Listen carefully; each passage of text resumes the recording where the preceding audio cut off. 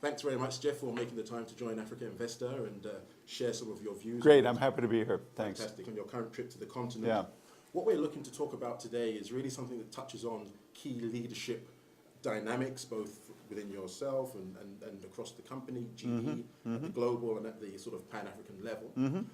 One of the key areas in terms of leadership that we read a lot about, and we hear you talking to a lot, is the dawn of the age of gas. And we know that sort of GE has got a big focus in terms of your age of gas forecast.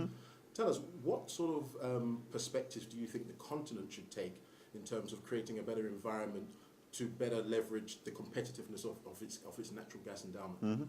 So if you think about one of the big advancements, let's say, of the past decade, there's been a number. It's what Google has done in search and a whole series of different things.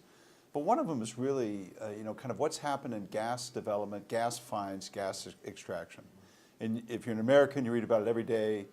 Shale gas in the U.S., cost of electricity, but it's happening everywhere. It's happening in Mozambique, Angola, Kazakhstan, incredible number of places. So the plentiful nature of gas is a potential game changer, I think, in terms of cost of energy and environmentally and things like that. Now, if you zero in on Africa, let's just take one concept, gas to power.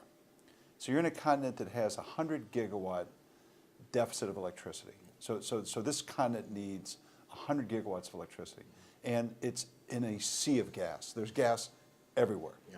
So in many ways, Africa can solve its own problem. I mean, there's not many countries on Earth that are regions on Earth that have the capability to solve its own problem. So how do you get from having this massive resource and turning it into monetizing it, let's say, into electricity, for instance, or other things?